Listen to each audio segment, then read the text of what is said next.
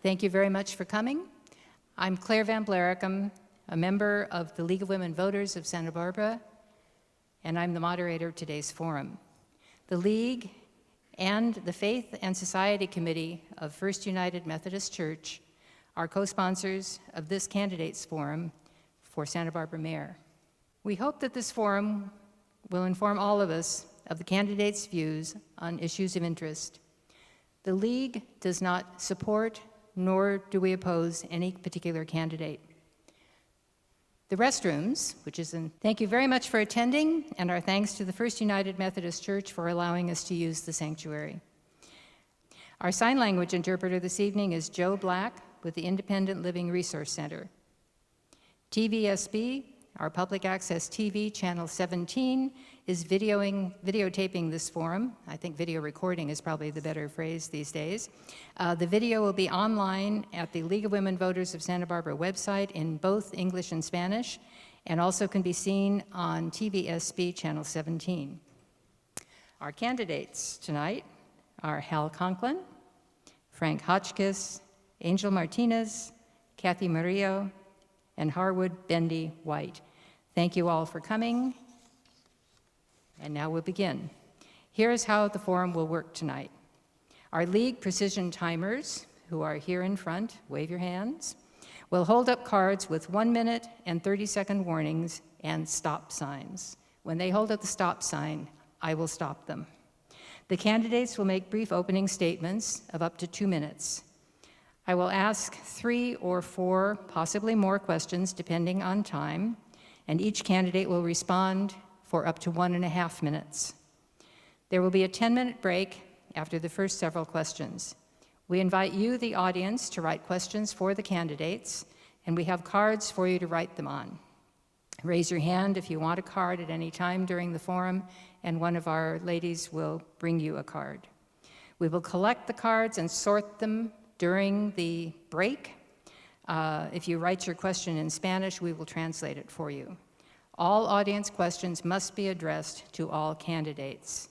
In the sorting process, some questions that are on similar topics may be conflated into a single question, so if your specific question does not get asked, hopefully there will be a question that will cover the same general circumstances. Our format does not allow audience members to directly address questions to the candidates.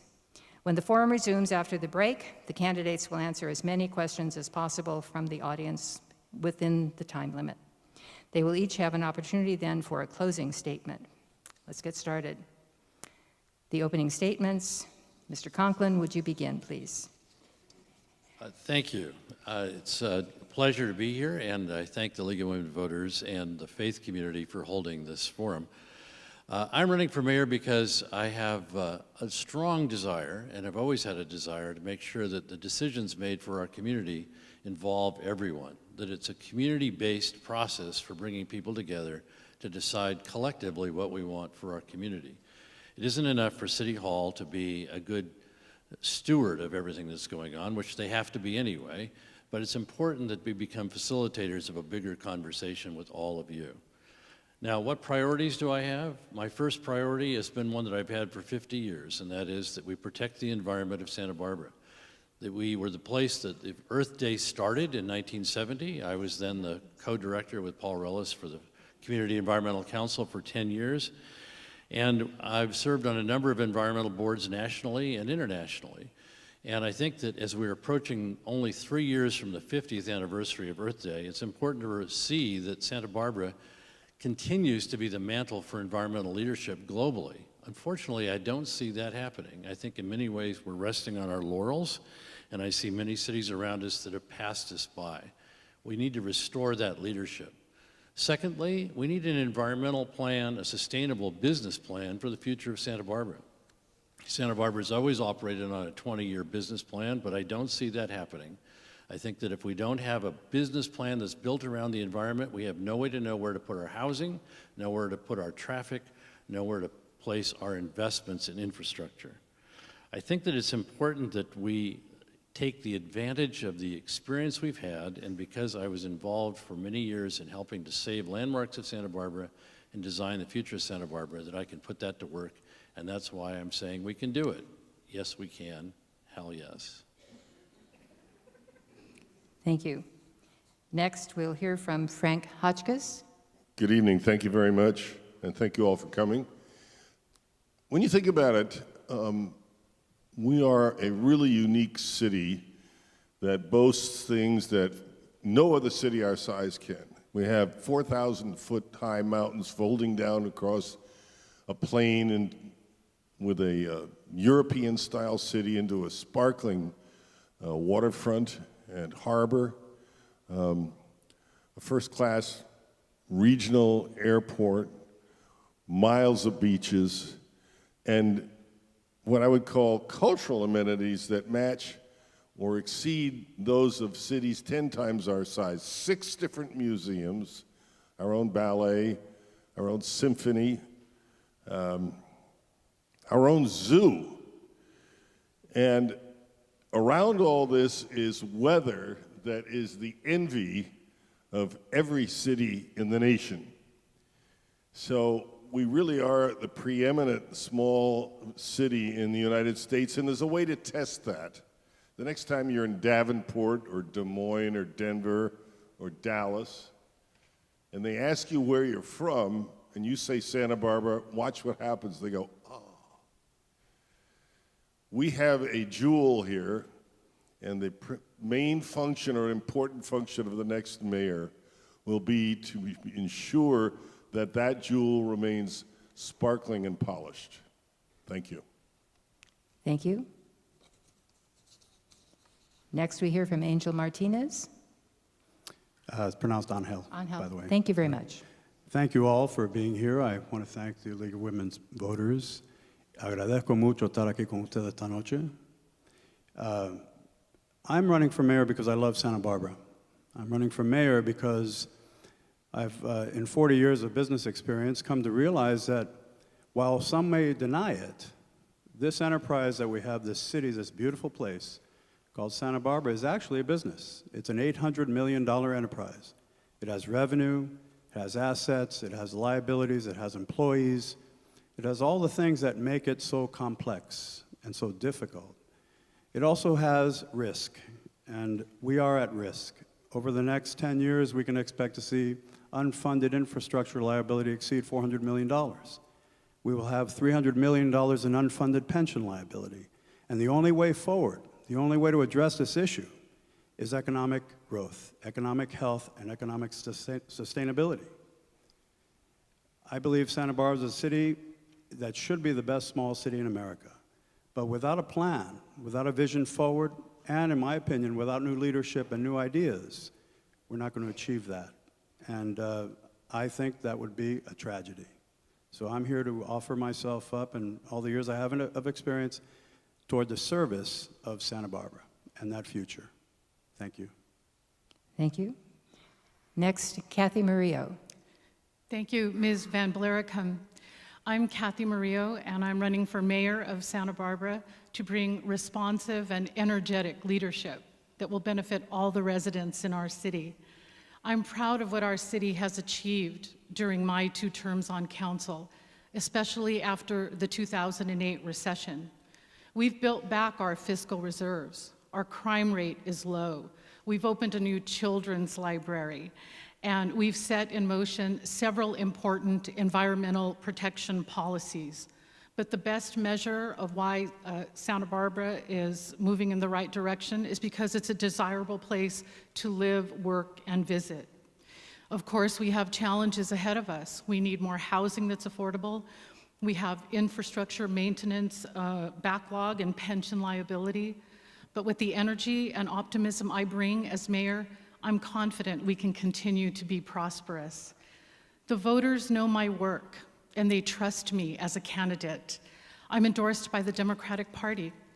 As a leader in regional cooperation, I have the endorsements of the mayors of Goleta and Carpinteria, 2 county supervisors, and our state senator. Because I'm a champion of the environment, I have the endorsement of the Sierra Club.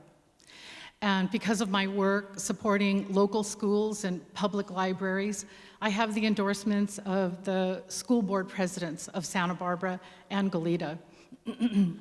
My top priorities as mayor, job creation and economic development, enhancing public health and safety, and protecting our natural resources and the character of our neighborhoods. I would be honored to have your vote. Thank you. And last, for opening statements, Harwood Bendy White.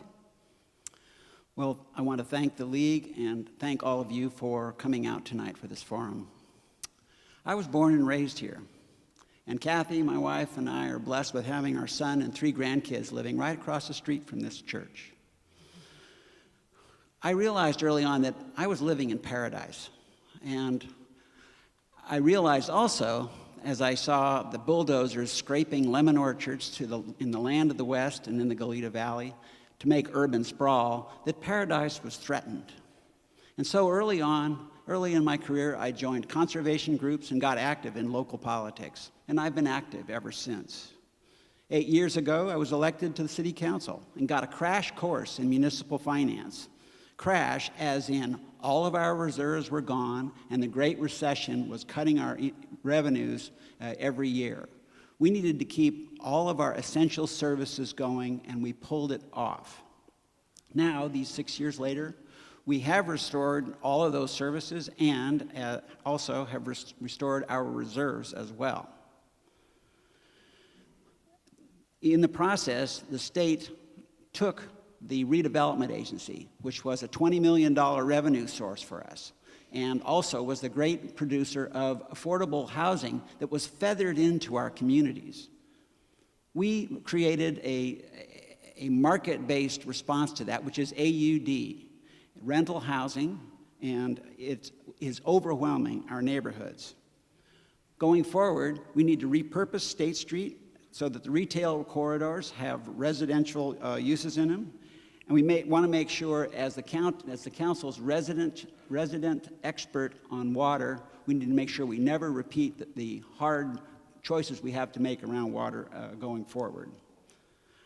I'm here to work with council members to protect neighborhoods and the city as a whole. And I realize that the state is imposing more White. development upon us. We need to protect Mr. White. paradise going forward. Thank you. We'll now begin the questions. We will be rotating who begins the answering so that everyone has a chance to go first and everyone has a chance to go last.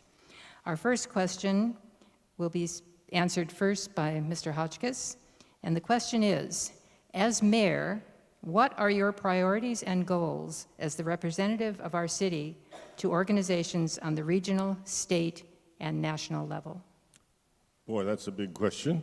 Well, I think the private sector has failed, particularly along State Street, in bringing new business here. And so my plan is to bring what I call anchor stores, 3 or 4 of them, around national ones, big ones, imaginative retailers like Nike, for instance, around which local businesses can then gather to benefit from the power of their marketing.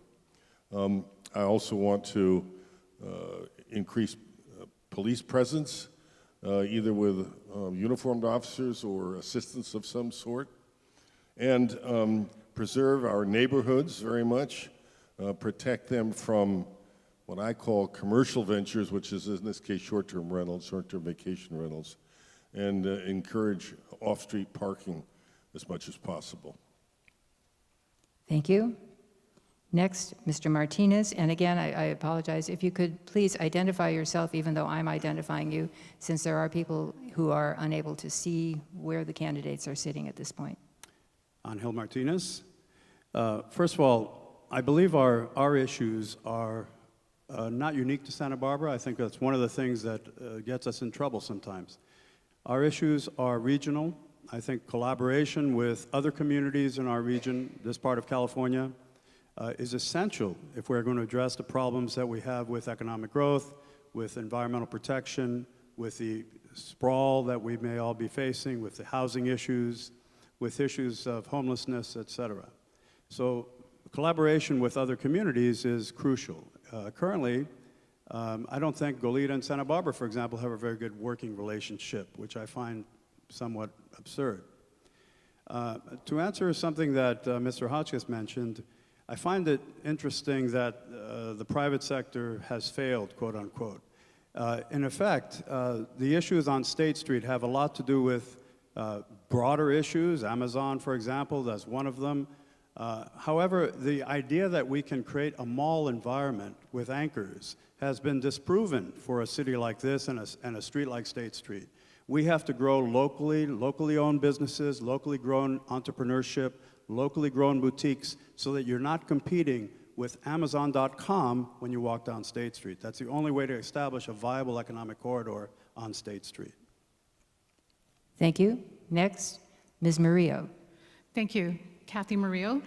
And I'd like to address two issues that I will take the lead on as mayor, homelessness and housing. And they are related. If we had more housing, we wouldn't have so many homeless people. But your question, ma'am, related to regional cooperation. And I serve on several regional boards, so I already have some relationships built. I serve as the vice chair of the Central Coast Collaborative on Homelessness, or C3H. And that's a central hub of activities and homeless service providers. And we have street outreach and we pool funding, and it's county-wide. And so I have relationships north and south. I also serve as the vice chair of the city's county affordable housing task force, and this is focused specifically on affordable housing, not market rate, as we might talk about later this evening.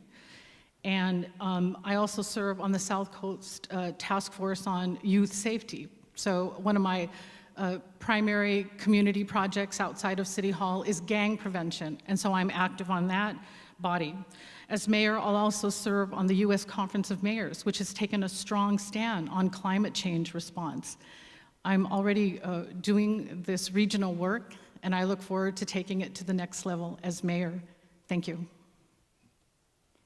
And Mr. White. Thank you. Bendy White. My priorities are, first, to repurpose State Street and our commercial corridors. The reality is we are over-inventoried with commercial space, and we can make that into, we can invite our private owners to participate in making residential uses there, mixed in with our commercial areas. Turn loose the free market on that, not impose. Second, infrastructure. Our infrastructure, our roads, our sidewalks, our buildings are falling apart. We have Measure C as one option going forward that would allow us to rehabilitate not just downtown, but all of the streets and buildings in the city, one at a time and in priority. And finally, water. We still are not out of the woods with water. We're still in a drought, and we need to work regionally, as was said, in order to protect our water rights in the Santa Ynez Valley and make sure that we don't run out of water again. And lastly, Mr. Conklin. Thank you, Hal Conklin. I've had the privilege in my life to be able to be elected president of the League of California Cities and chosen as to be the next president of the National League of Cities. It gave me an opportunity to see many cities, how they do what they do. But in particular in California, just to compare and contrast where things work and where things don't work, where people are civically engaged and where they're not civically engaged, where there's corruption and where there's clean cities. And what I've seen are communities that have really advanced in how to do long-range planning that really taps into not only the infrastructure of the community in terms of its roads and its bridges and its buildings downtown, but really the infrastructure of the spirit, how it brings people together in a way that really combines to create a community that works. Some cities like Glendale, which have really taken a lead in bringing 1,000 new units downtown to mix in with their commercial stock, or Palo Alto, which has 68 active, sustainable programs going on in the community that really promote sustainable economies in a way that's far and exceeding what Santa Barbara is doing. I think we can learn from many of these communities, and I think that because I have had the opening opportunity to work with a lot of these cities and still serve today on the Institute for Local Government Board working with 115 cities, it gives us a chance to see what others can do, and we can bring those ideas here. Thank you. Our second question will begin with Mr. Martinez, and the question is, regarding teens and adults in our city with untreated mental illness and addictions, and who are sometimes homeless, what should the city provide, and how can the city work with other organizations to help these people? Thank you. Angel Martinez. I think the operative word is empathy and compassion. There are so many issues around which people may find themselves with mental illness.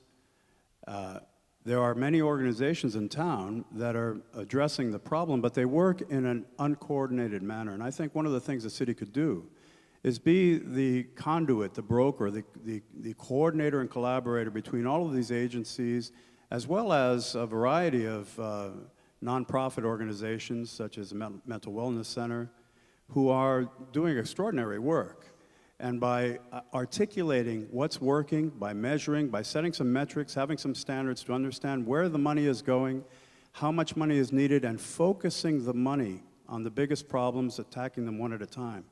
I find that we have so many kind-hearted people, so many generous people in Santa Barbara, but so much of what we do, over $1 billion a year is raised here for charitable causes, that so much of what we do is uncoordinated, too many overlapping efforts. So I think the city of Santa Barbara can be the linchpin in this coordinated effort, which I think is vital at the moment. Thank you. Thank you. Ms. Murillo, same question. Thank you, Kathy Murillo. So as I mentioned, my work in gang prevention involved creating the pro-youth movement. It was a monthly community forum that was a reaction to the proposed gang injunction, which the courts eventually threw out. And we had meetings focused on academic achievement, violence in the home, why are kids violent on the street? And we did invite Noah's Anchorage to come. And that's a group that runs, it's part of the YMCA actually, and it's a shelter for homeless youth. And we had very serious talk about the problems that young people have when they're abused, and some of them do have substance abuse problems and mental illness. And so I have experience bringing City Hall and connecting City Hall to some of these community groups. I'll also mention my connection to the Community Wellness Center. I participate in their events.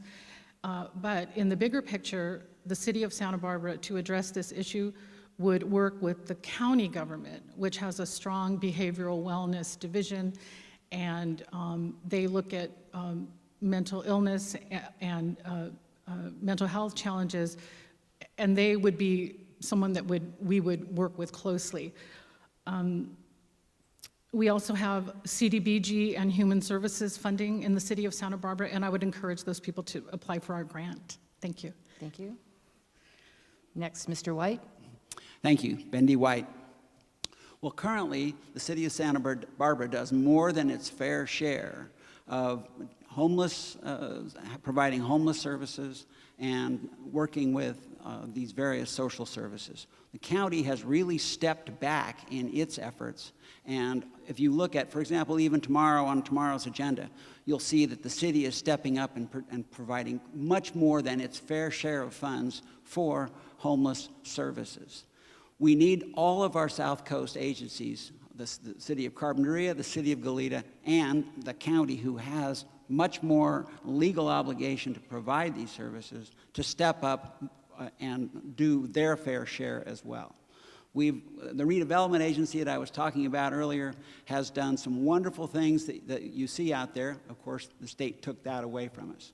We're doing our fair share and more, and we'll continue to do that. We set aside social service funds, which no other city does, and those are grants that are available for nonprofit organizations to apply for. Thank you. Mr. Conklin. Hal Conklin.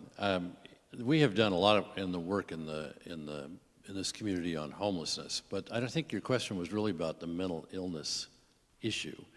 And for me, this is not an easy answer. There's no easy answer to how to deal with an extremely complicated subject. but it's one that we have to deal with because it's the one that has the greatest need in our community. We can deal with panhandling, we can deal with housing, we can deal with food, we can deal with a lot of things, but mental illness is critical to deal with. And frankly, there's no real easy answer in Santa Barbara. Here's where I think we need to take an opportunity to partner with all of the nonprofit organizations that filter in or deal with issues of mental illness. We need to partner with the faith community. There's 93 churches in this community and synagogues. We need to be monitoring our ability to then take that power and work with Sacramento to find more resources for mental illness. Because if we don't put true mental illness professionals into the field to deal with it, no amount of wishing it will go away or find some place for housing will ever work. We have to have more resources to make it happen. We have to make it a priority, and it will only be a priority if the community as a whole gathers together to make it a priority. City Hall is not enough. Mr. Hotchkiss. Mr. White is right. We do more than our fair share as it is.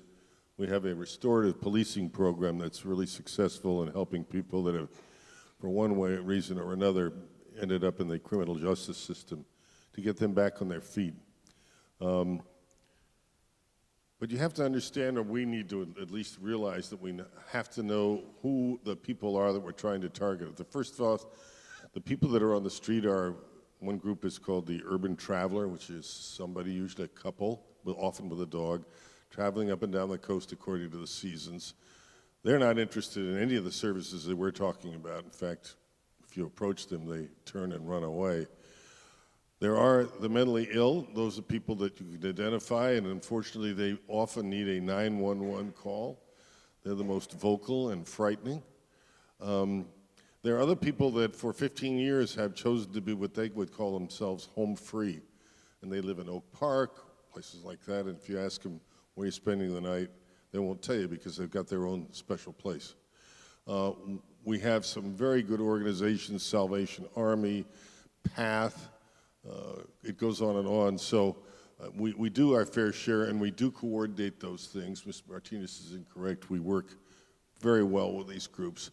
Yet there will always be more to be done, and the transients on State Street are not going to disappear. They have constitutional rights that have and should be observed, and I have to stop now. Thank you. Thank you. Our next question will be answered first by Ms. Murillo. What do you think is the best way to make affordable housing available for local workers and residents? The need for affordable housing is critical in Santa Barbara. We have such a diversity of income and education level, and a lot of service workers and immigrant families, and they don't earn enough to buy a home, and a lot of times they live doubled up and tripled up families in one apartment or house.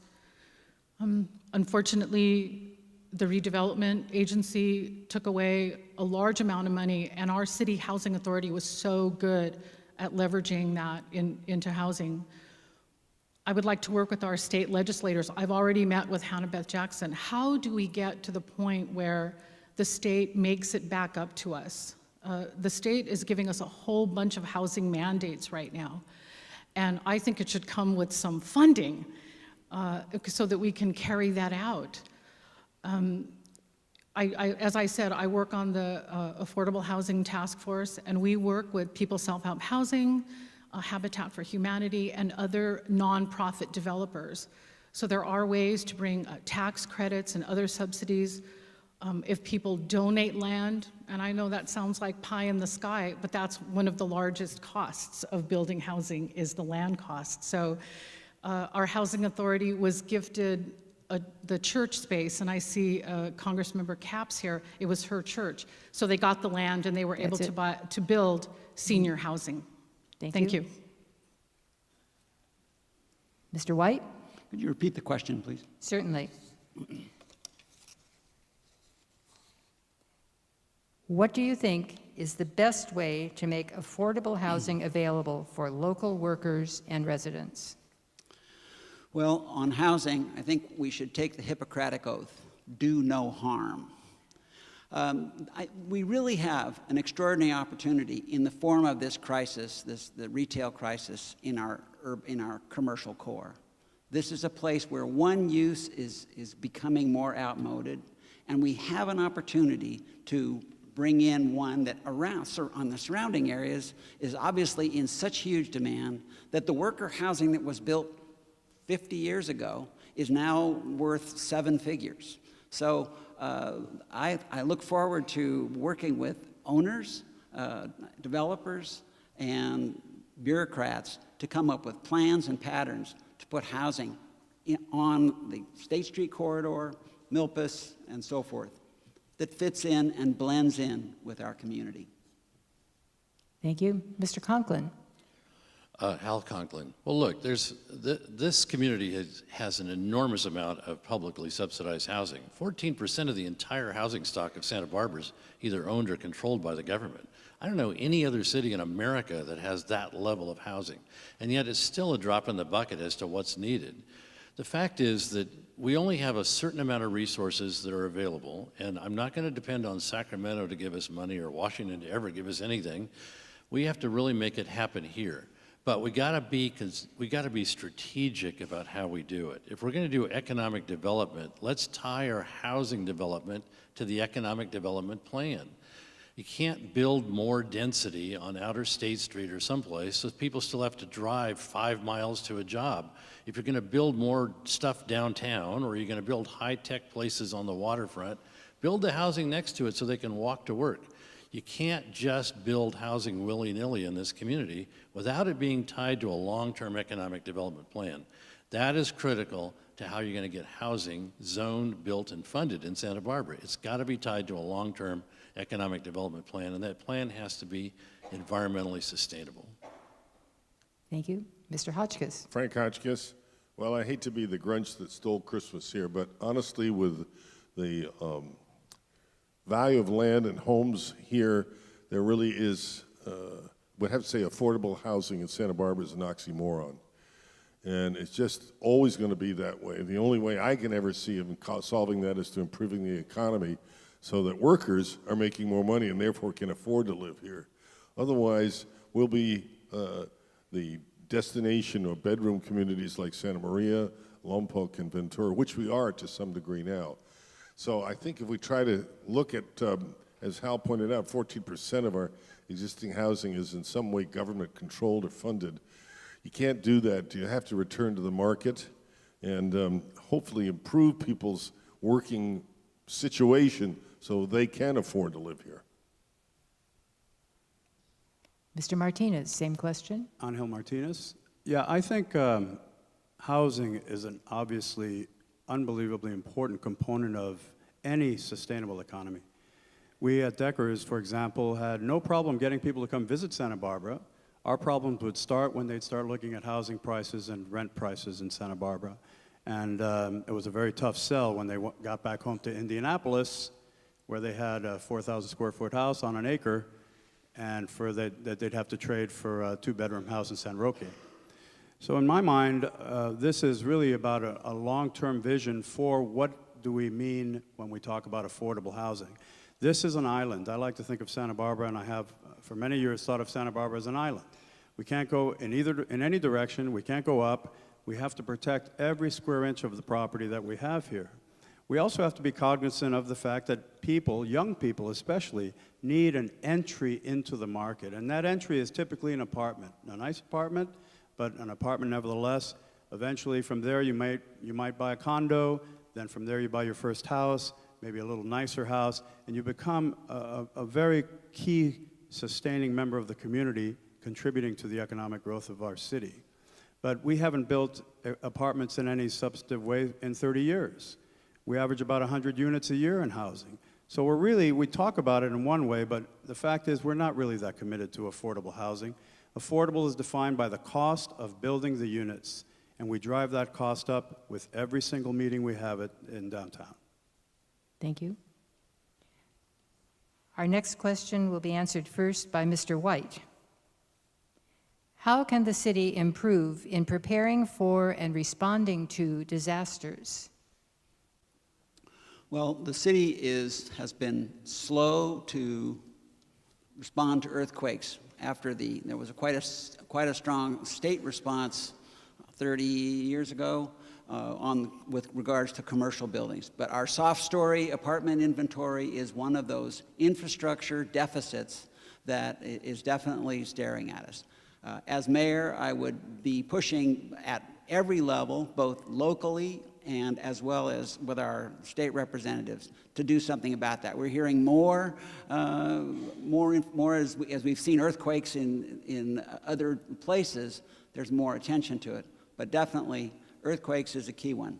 Wildfire is our commonest enemy, and I would work regionally, not just in our own area, but to go to the Montecito Fire District and to the county fire department and develop a regional defensible space so that we're coordinating that effort all the way around. Thank you. Mr. Conklin. Hal Conklin. You know, the U.S. Geological Service says that the chance of an earthquake greater than 6.7% in the next 20 years is 99%.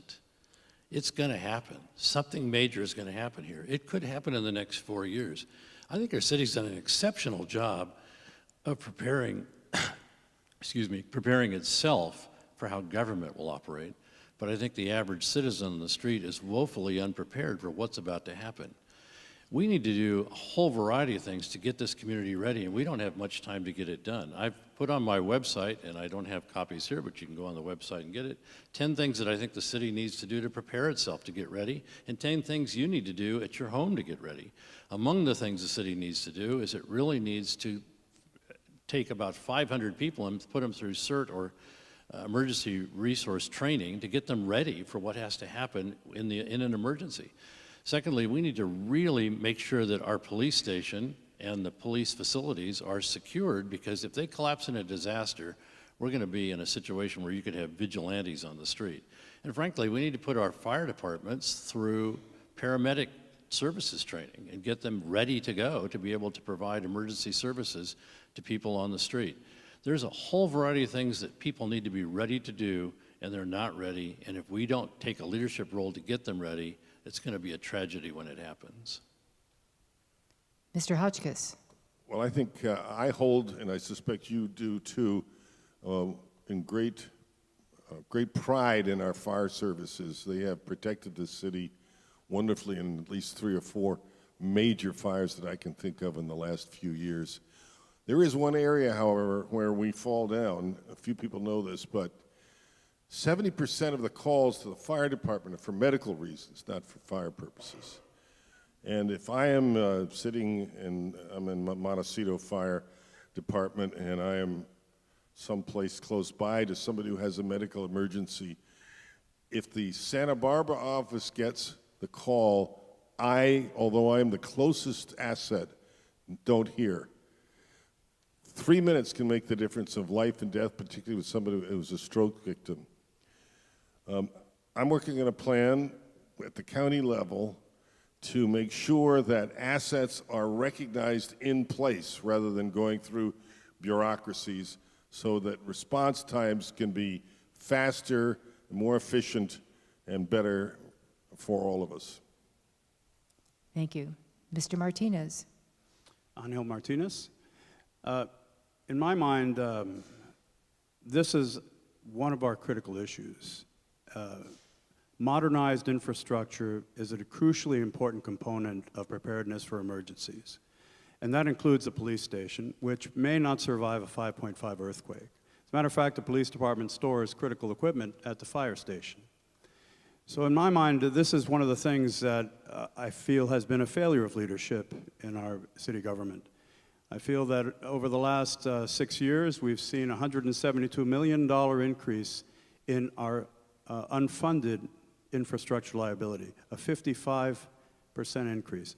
This is the kind of thing that you can't point to the state, you can't blame other people. We have to take accountability for our fiscal reality and begin the process of shoring up the infrastructure that will so desperately will be required by us all should we face a serious problem with an earthquake.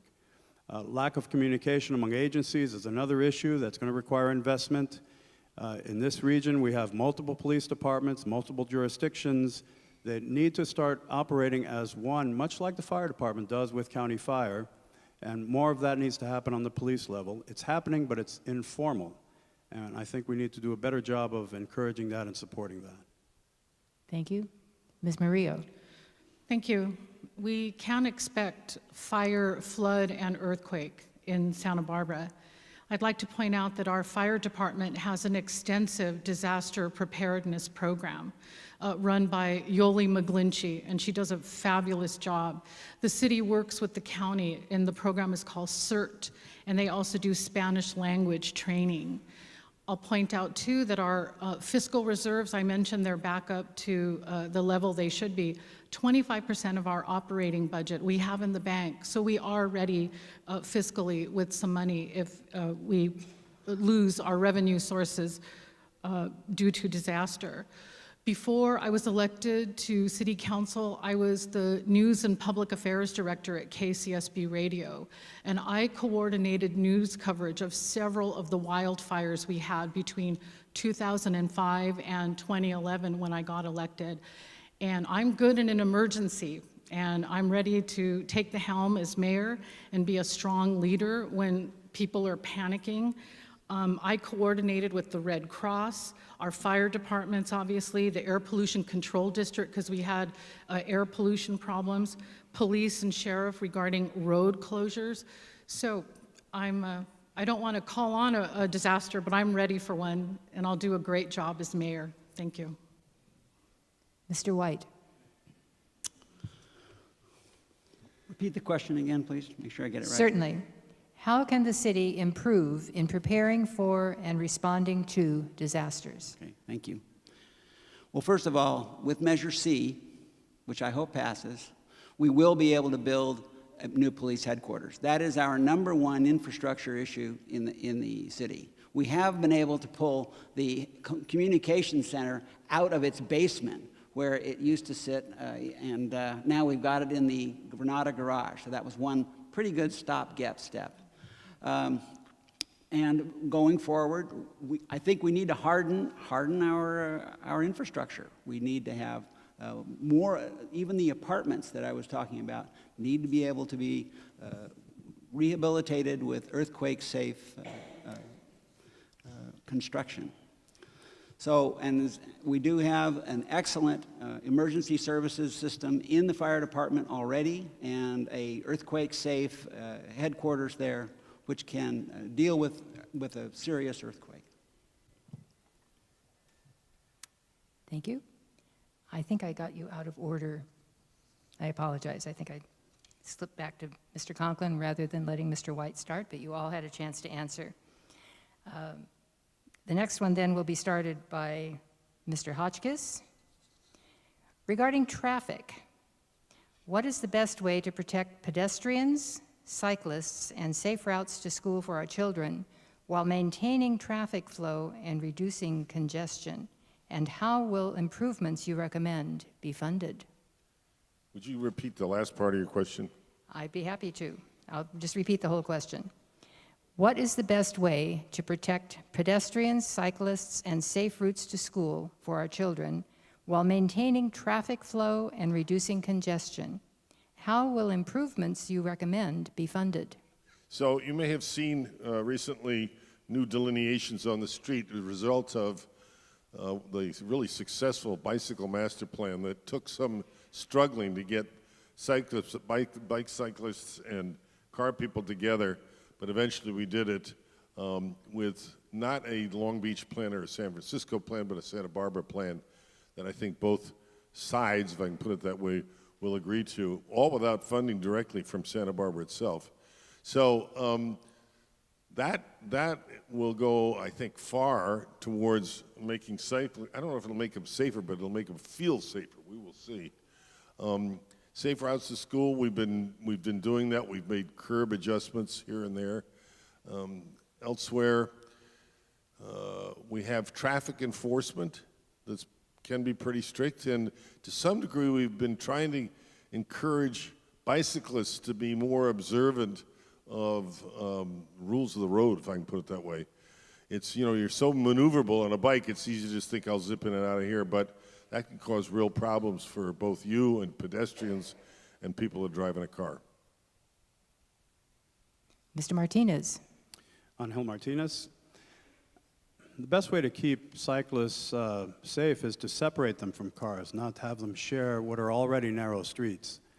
I think while I applaud some of what's been happening with the bicycle improvements, bike lane improvements, I went to school at UC Davis where 40 years ago, that was the bike center, bike capital of America. And bicyclists and pedestrians were separated by little concrete barriers so that there wasn't a temptation of a driver to sway into what is a designated bike lane. It would do serious damage to your car. I think that is really the best approach to protect the safety, because who loses when a 4,000-pound car hits a 180-pound person on a bicycle? It's pretty clear. So in my mind, we've got to do a little bit better job of engineering the kind of safety zones that bicyclists deserve. Not every street should be shared with cars. Not every street is a viable corridor for bikes and cars together. There are some streets that can be navigated on a bicycle that have very little traffic. And I think those are the kind of things that we have to pay a little bit better attention to. It seems to me the plan that we have today does a little bit too much sharing of the road at the expense of bicyclists in the long run. Ms. Murillo. Thank you. Kathy Murillo speaking. So it's the solution is education. On the west side, we have an issue with pedestrian safety because it's the most dense part of the city, and we have a lot of people and a lot of people walking, and we actually tell people, you are responsible for your own safety. You have to make eye contact with the car, the driver, and make sure they see you. Same thing with children. We need to work with COAST, the Coalition for Sustainable Transportation. They run the Safe Routes to School program. And in terms of funding, there's, thank goodness, a lot of state and private monies for alternative transportation and pedestrian safety programs. The Bicycle Coalition goes into schools and it teaches little kids how to ride bikes. And I think that's a great idea too, but they are vulnerable out there until we implement all the projects in our bicycle master plan. And finally, traffic patrol is very important. Everyone drives slowly when they see a police car, right, pulled over, or the motorcycle officer. And we've hired a new police chief who's raised the morale in our police department. She's hired up new officers. We still need to hire more. But when we have a full contingent of our motorcycle officers and other officers doing traffic control, we're all a lot safer. Thank you. Mr. White. Thank you, Bendy White. Well, we are on the cusp of a bicycle revolution in this city. We have worked over the last 5 years with all stakeholders to develop the bicycle master plan and have gotten state funding we've gotten more state funding than per capita than any other community in the state of California for our bicycle activities. The Cacique Street Bridge, bicycle bridge, is going in as we speak. There are bike boulevards going from practically Cabrillo Boulevard up to Mission Street on the west side, a bicycle boulevard on the east side starting at 101 and going all the way up to Canon Perdido. East and west, we have a major bikeway going in from the San Andres on over to the St. Francis, I call it St. Francis Hospital. And around the west side, around the periphery, Modoc Road, Las Positas and Cliff, Class 1 bikeway planned, and that one is not completely funded. That's a multi-million-dollar, it's like a $10 million project. But we have the first $1 million already booked at that point, and a high-scoring project. So this, in 4 years, ask us that question in 4 years, because we will have one of the best bikeways. We will be bumped from a silver quality bike plan to a gold. Mr. Conklin. Hal Conklin. You know, I think the city's done a decent job over the years in planning for bicycle routes, and it's doing some good work at the moment. But I think we really have to take a look at where we want to be and where we're going to be 20, 25 years from now. It isn't just a matter of, is it working now? It's really, where are we going to be when our children and grandchildren have to live here and figure out a way to get around? The fact is that since I've lived in Santa Barbara, the population of California has more than doubled, and over the next 25 years, it's going to go up another 20%. You can't build your way with cars to meet the need of all those people who want to have a car without changing the fundamentals of how people get around. And we may need to get to a place very quickly where we put together a long-term plan which abandons the automobile on some streets and makes them dedicated to alternative transportation, including bicycles. If we don't find better ways to get people around outside of an automobile, we're going to be stuck with an enormous amount of pollution, an enormous amount of traffic, and frankly, if it takes 30 years to build an extra lane on the freeway, can you imagine what it would take to build an extra road through Santa Barbara? It just takes forever. And meanwhile, people are just getting hit left and right, and they're getting very, very frustrated. So we need to think of an alternative way to get people around and stop planning for cars, start planning for alternative avenues of bikes and transportation. Thank you. We got a few minutes late start, so I'm going to go slightly over the 8 o'clock time with one last question before we take our break. But I'm going to ask for just a very short answer, if you will. And the question is, do you support the proposed 1% sales tax increase called Measure C on the current election ballot? Why or why not? In 30 seconds or less. Oh, I'm sorry. And this one begins with Mr. Martinez. Thank you. Well, I do support Measure C, and because we are backed in a corner, and we have been left with no options. As I said, we're, in the last 6 years, $172 million deeper in the hole. Inaction over the next few years while we decide on whether or not to have a bond measure, which is really the only solution to being $400 million in the hole, is, in my mind, not acceptable. We do have to start. We have to start now. We cannot wait, so that's why I do support Measure C. Thank you. Ms. Murillo.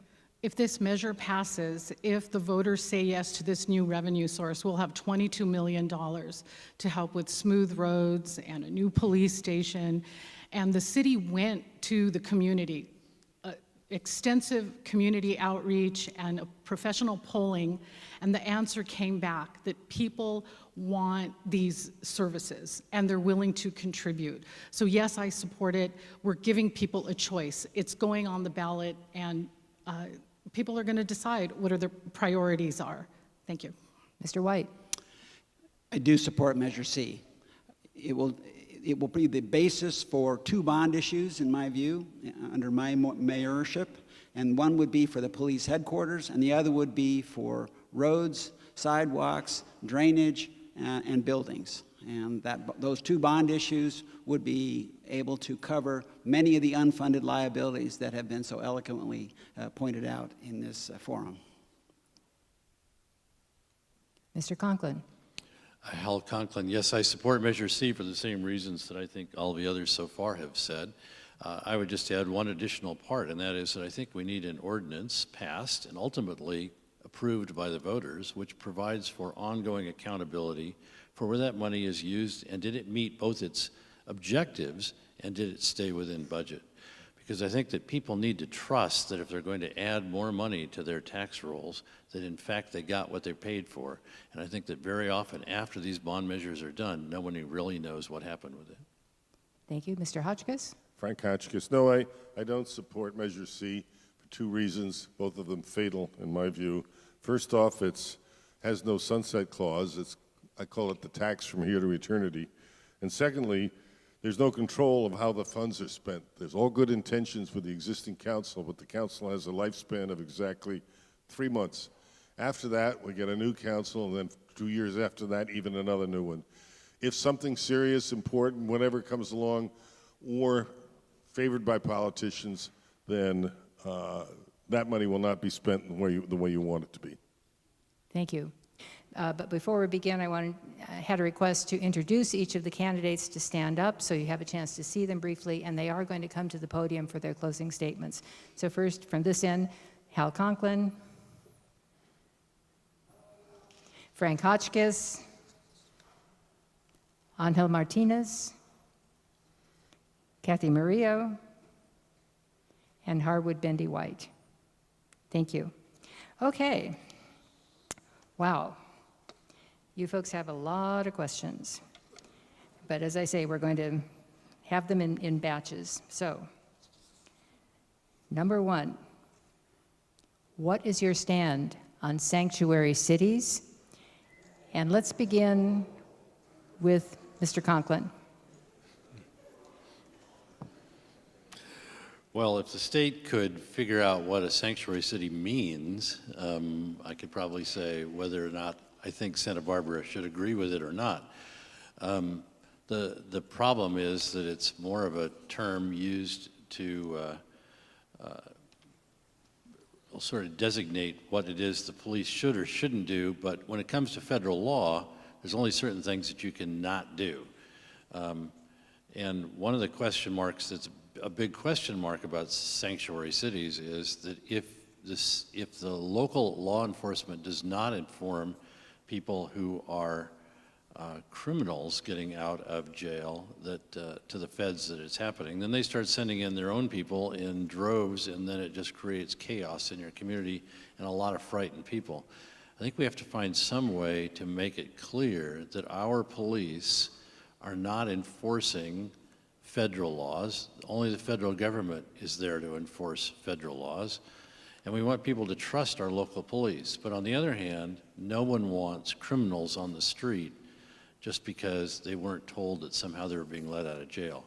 So I don't think that, frankly, it's any advantage to Santa Barbara to be designated a sanctuary city, but I think it can do the same function by clearly telling its police department how to act or not act in terms of being very strict about not doing things which frighten our people, nor do they follow certain rules which can certainly get in the way of people understanding who's a criminal who's now on the street. Okay, thank you. Mr. Hotchkiss, same question. Thank you, Frank Hotchkiss. Well, we're a nation of laws, and that's why people want to come here. And when we begin breaking those right from the get-go, it's not a good idea. Santa Barbara is a city for people who want to achieve their hopes and dreams legally. It's not a haven that encourages illegals to come here to take jobs from our local law-abiding citizenry. So we should not be a sanctuary city, which might make people think they are invited here when in fact they're not. Mr. Martinez. Angel Martinez. I am for doing everything that we can do to keep criminals out of Santa Barbara. That said, I am not for breaking up families needlessly because we as a country did not enforce our immigration laws. I'm a person that lived 34 years of my life without seeing my mother, my father, my sister, or my brother due to failed policies called the Cuban embargo.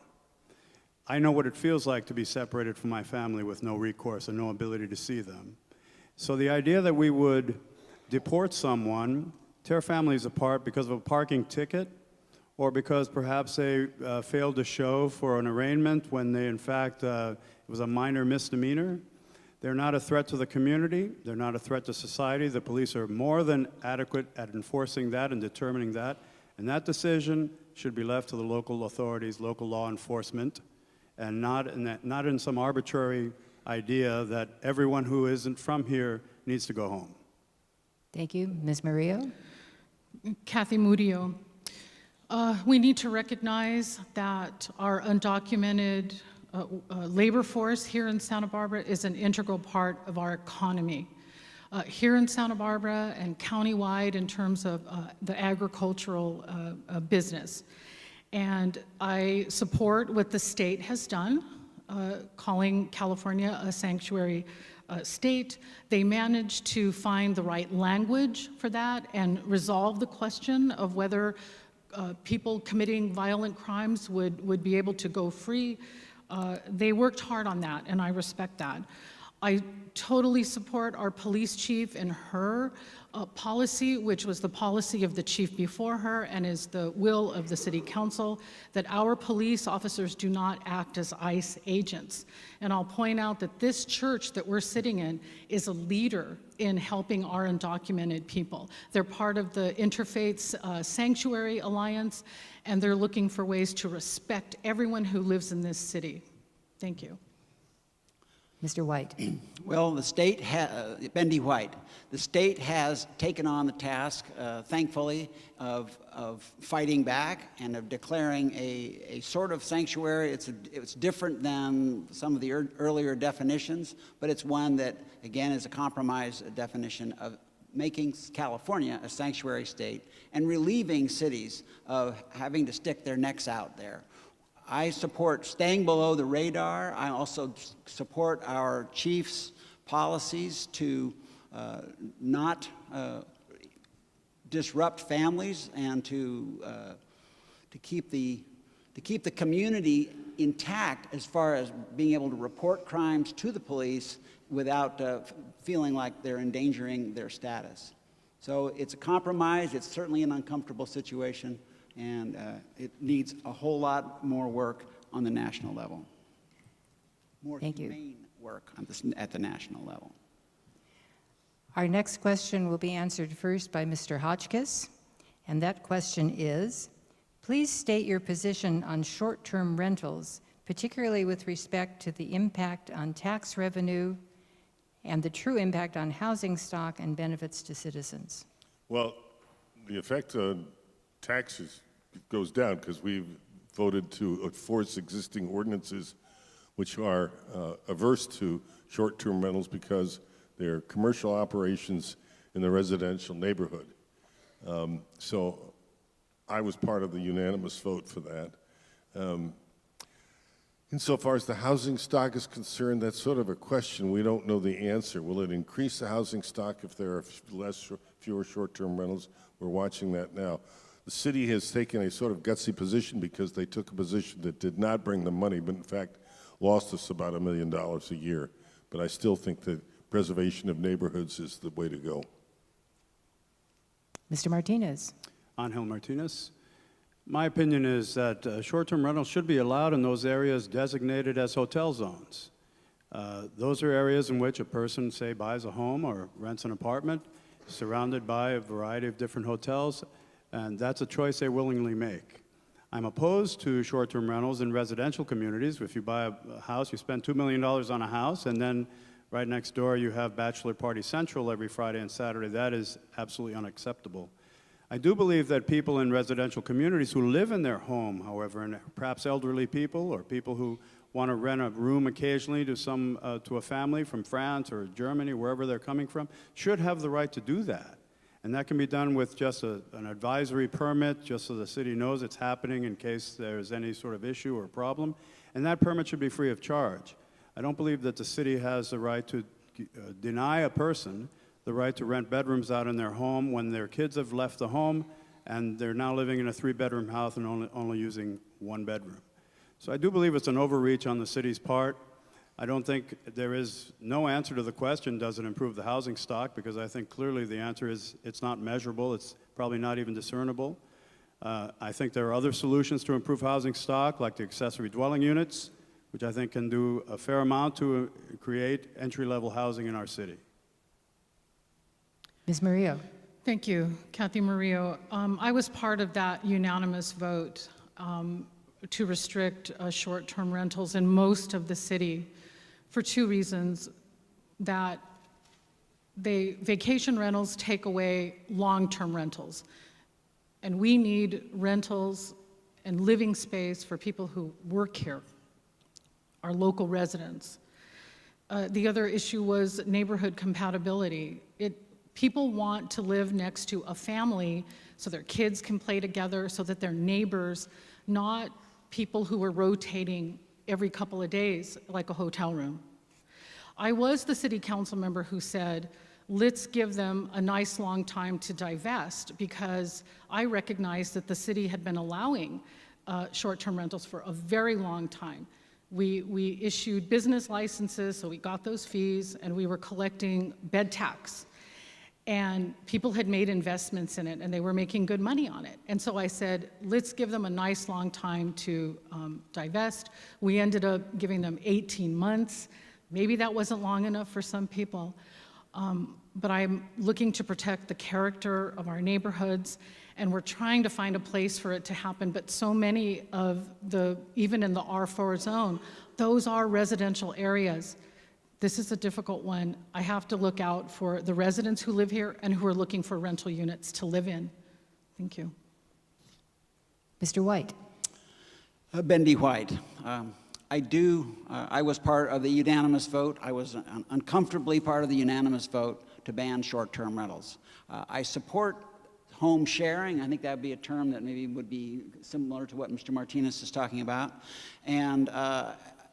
And that's, as I say, I'm uncomfortable with this issue. We did lose. We could calculate something like 1,000 units were headed toward the short-term rental market when we put that ban into place. So, and we are unwinding that is messy. As Ms. Murillo said, there's been this, the city put into place a decade ago this goofy policy of issuing business licenses and collecting bed tax on an illegal use. It was a dumb move to make, and I think that's part of the double message that went out there and that we're paying for now. Mr. Conklin. Hal Conklin. I guess personally, I don't have a problem with short-term rentals. I have people in my neighborhood who have rented out rooms and houses, and frankly, they wouldn't be turning it into a rental unit if they didn't rent it out on a short-term basis. So it's not like comparing apples and apples to say that if they don't rent it short-term, they'll rent it long-term, because they're not renting them long-term. On the other hand, I do think that neighborhoods get to decide what they want their neighborhood to be like. And so you can always raise more money. We could build 70-story buildings in this town if we want to change the charter and have a lot more money, but people get to decide what the character of the community is they want, and neighborhoods get to decide the character of the neighborhood they want. And so if they want to have a neighborhood which is free from short-term rentals, they have the right to do that. And it isn't a question of whether I think we could get more money if they did something else. Money is not what drives a community. What drives a community is people choosing the kind of life they want and then voting to say that's what we're going to have. Thank you. The next question will be answered first by Mr. Martinez, and the question is, what should the city of Santa Barbara do to assure a dependable water supply? Angel Martinez. I think this is where a dependable water supply is largely dependent on behavior change. To a large extent, we find ourselves back to the arid environment that was here before we ever showed up and planted all these non-native plants, which are beautiful, but do use a lot of water. There is a problem with Gibraltar as silting in. We are lucky that we have the ability to pipe in water from other parts of the state. That's very expensive. We have an opportunity in rebuilding our infrastructure to capture some of the runoff water and the rainwater, as many cities are doing around the country and around the world, and perhaps enhancing what we get from the desal plant and perhaps even a broader, more expansive facility. These are all things that infrastructure investment will help us manage over the next 20 years, and we should have a sustainable and manageable and permanent supply of water without depending on outside resources, and understanding that it is a very, very finite commodity in a city like Santa Barbara. So I think at near term, behavior change about water. Let's be very, very aggressive about managing the little water that we have, should we have another drought like we've had in the up until last year. Ms. Murillo? Thank you, Kathy Murillo. Our city residents regularly they conserve at the 40% level. It's amazing, but we can do more. 50% of the water used in a residence, in residential uses citywide, is used on outdoor landscaping. So we really do need to find a different way to beautify the outside of our homes. The city has made several difficult decisions related to the drought. restarting the desalination plant, very expensive. Buying water from other parts of the state, very expensive water. We did restart our groundwater extraction, and we've had to stop because we were pulling too much out. You have to let them rest. So I cannot be a city council member who one day someone turns their tap and there's no water. It's been difficult to supply the water. We've done it. It's high quality. And we continue to work with the water agencies that also take water out of Cachuma Lake. That's some pretty vicious politics up there related to the water rights and the different competing interests up in the San Ynez River. Read about it, find out. It's fascinating, but we do our best to get along with our neighbors and in that system. And I'm proud of how our city has kept water in our taps. Thank you. Mr. White. Well, as the council's representative on the 3 regional boards, as well as the liaison to the Water Commission, I have been steeped in the water supply for the last 30 years. We've generated a range of sources, and we're using them all, whether it's importing state water, using our wells locally, and as Mr. Martinez was saying, conservation. Conservation is number one, and going forward, that will be, we will continue to do that. We've also got the desal plant going and scalable up so that in a super pinch, it could generate virtually all of the water we need. We have the reclamation system that now converts sewage water into irrigation water, and finally, coming down the pipe, so to speak, is using reclaimed water for potable reuse. There's already at the state level work going on to make that a reality.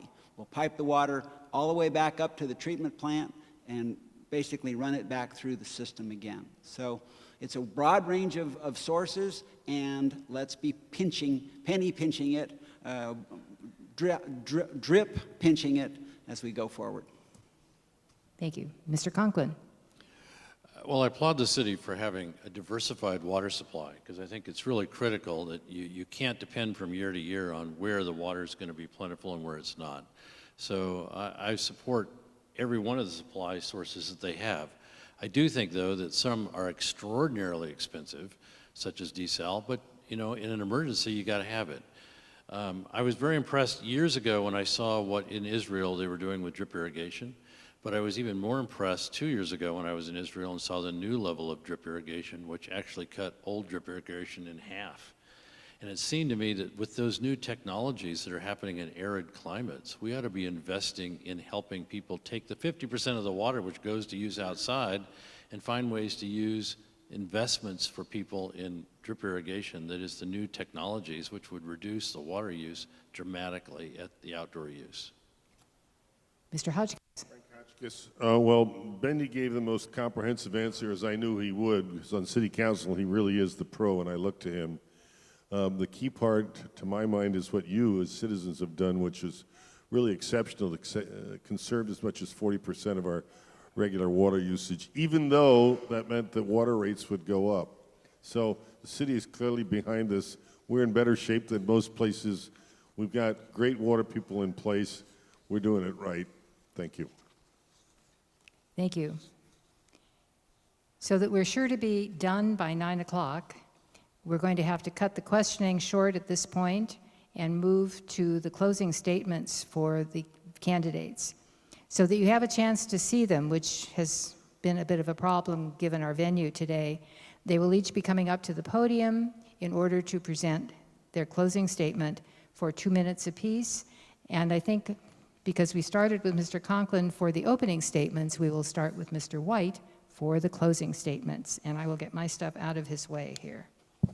Well, thank you. And thank you all for coming tonight. This has obviously been a lively debate. And when I look out in the audience, I see an awful lot of really well-informed people. So I know if any smoke that might be blown up here would be caught very quickly. What I offer as mayor is that I am the steady hand with the experience and temperament to lead this council with our first purely district representatives. I will set the table for repurposing State Street, for taming AUD, and for rehabilitating our infrastructure if we do indeed pass Measure C. I will ask, therefore, for your vote for mayor. Thank you. Thank you to the League of Women Voters for organizing tonight, and to the First United Methodist Church. I congratulate the church. I think you're celebrating a 150-year anniversary, and this is a church that also leads not just in protecting undocumented people, but in LGBTQ rights. I admire your work here. What sets me apart in my public service is my deep connection to the community. I was a journalist before I was elected to public office, met a lot of people, built a lot of relationships, and everyone will tell you I'm the city council member that goes out to special events, MTD bus service meetings, women's rights. I see some Planned Parenthood women out there, a real advocate for women's rights, and I believe in taking City Hall to the people and making those connections and letting them know that somebody cares about them, and I'll continue to do that as mayor. I really have to emphasize my work in gang prevention. Our gang activity in Santa Barbara is down 75%. Gang crime in Santa Barbara is down 75% since I've been on the city council, partially because of my community work. I'm an effective, hardworking leader. Being mayor is a huge responsibility. It's not just a title. It's a job where you do work, and you have to be responsible when things go right and when things go wrong. There is no passing the buck. Integrity, diplomacy, and commitment to the public good will define my leadership as mayor of Santa Barbara. I ask for your vote. Thank you. Thank you to the League of Women Voters for the opportunity to be here this evening. I am going to ask for your vote, but first I'm going to tell you that if you're happy with everything that's happening in Santa Barbara, you feel that our future is golden, you feel that $300 million in unfunded pension liability and $400 million in unfunded infrastructure is perfectly fine, if you like what State Street looks like, if you like the fact that young people can't find a job here, they can't buy a condo here or a house here and can't afford to live here, if you're happy with all of that, if you're happy that the median salary of a city employee is $117,000 a year, then please don't vote for me. Vote for any of these candidates. If you want change, if you want a future that is collaborative in nature, where vision is what drives us, where we take the best of this community and put it to work for the future of this community, that's the vote I want from you. So I ask for that vote. Thank you very much. Well, in judging who you'd want to vote for, you're going to hear some interesting things here. I don't agree with the dreary picture that Mr. Martinez portrayed, because we have had some great successes in recent years, and I would like to outline some of those for you. We boosted the number of police from 126 to 142. We stopped installation of parking meters in the El Pueblo Viejo when that was a city plan. We removed RVs parking along Cabrillo Boulevard when you couldn't even see the ocean. Now they're no longer there. We got Southern California Edison to restore the Arlington Christmas tree. Maybe you don't know, but they pulled the plug, and I went to John Palminteri and said, John, do you know that we're not going to have a Christmas tree? He went out on the street and talked to people one by one as they came by. They were all horrified.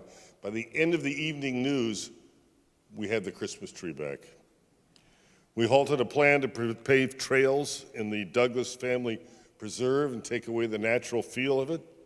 We voted to privatize upkeep at the golf course and approved fair salaries for city employees while eliminating 80 city positions through attrition.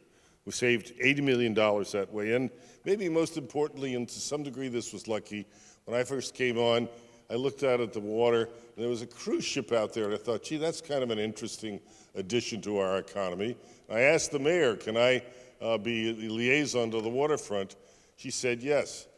I went to the waterfront. I said, how do we get the ships? He said, they said, they call us. I said, how about if we call them? Since that time, we've had visits by 150 cruise ships, totaling tens of millions of dollars. So I think I have the vision to do it right. I hope that you'll agree with me, and I ask for your vote. And in any case, thank you for listening. Thank you, and I want to thank the Methodist Church for inviting us, and for the League of Women Voters in particular for giving us the opportunity to answer questions that are of broad concern to the community. I want to run for mayor because I believe that there is a need for institutional memory at a time when it is disappearing from the dais in Santa Barbara. With the advent of the turnover due to district elections and with term limits, there is very little institutional memory left. And I think that the one thing I can bring to the dais is years and years of experience in this community to know how things get done and what it takes to bring people together to get it done, where the community groups can be partnered together to become partners with the city to make things happen. I'm a person who has a propensity for getting projects done. I worked on the creation of the Granada Theater, saving the Arlington Theater from destruction. I rebuilt Stearns Wharf. I was on the committee that built Paseo Nuevo. I have an action-oriented temperament. I like to bring people together to get things done. But here's the most important thing, is that we've got some critical issues coming up in the next few years, not the least of which is how we're going to create emergency response in this community. And I think that that's going to take a partnership between all of the sectors of this community, the nonprofit sector, the religious sector, the business sector, the environmental sector, and to create a plan that we all collectively go forward together. I want to be your mayor because I think I have the skill and the temperament and the long-term experience to know how to get that done. Thank you. Thank you very much, and thank you to all of you for participating. I think this is the appropriate time to give them all a hand.